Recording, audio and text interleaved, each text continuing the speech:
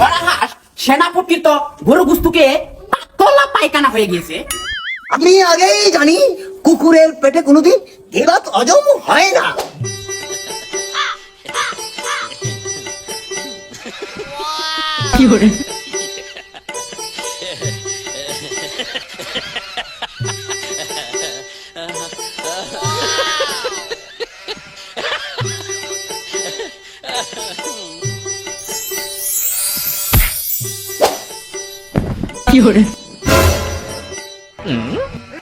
উজির সাহেব, সেনাপতি কোথায়?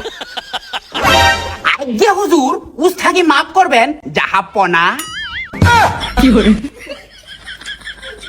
আজ সকাল থেকে আমার দরবারে সেনাপতিকে দেখতে পাচ্ছি না।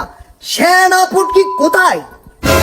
মরা হাঁস সেনাপতির তো গরু গুস্তুকে তলা পায়খানা হয়ে গিয়েছে, তাই সকাল থেকে সেনাপতি টয়লেটে যাচ্ছে আর আসছে, আসছে আর যাচ্ছে। আমি এত কিছু জানতেও চাই না, বুঝতেও চাই না। যে করে হোক সেনাপতিকে রাজ দরবারে হাজির করো। জি হাগিয়া হুজুর।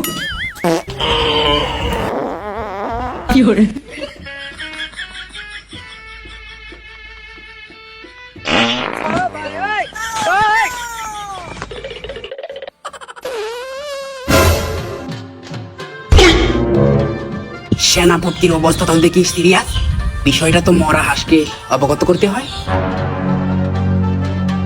হুজুর, হুজুর, সেনাপতি তো যে অবস্থা, আমার একার পক্ষে আনা সম্ভব না।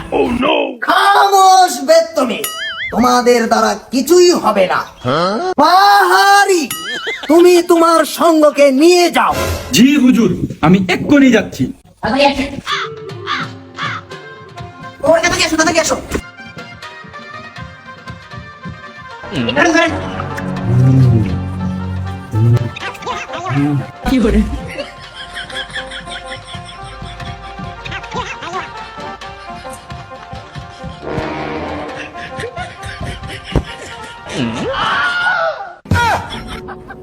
সেনাপতি, আপনার কি দিন দিন আকল জ্ঞান কমে যাচ্ছে?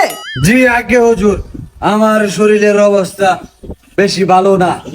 আমার পুরানো আমাশায় দেখা দিয়েছে। আমি আপনাকে আগেই বারণ করেছিলাম গুস্তু খাবেন না। আমার কথা অমান্য করে আপনি গরুর গুস্তু খেয়েছেন। আমি আপনাকে বারবার বলেছি চাপা শুটকি দিয়ে ভাত খাবেন। আমি আগেই জানি কুকুরের পেটে কোনোদিন দেবাত হজম হয় না। হুজুর, আমার কোনো দোষ নেই।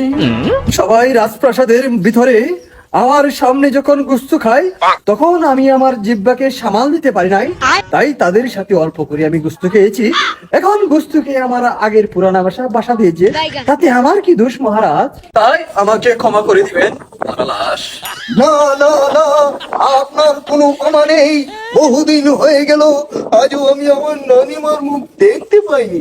তবে কি আমি আমার নানিমাকে দেখতে পাবো না?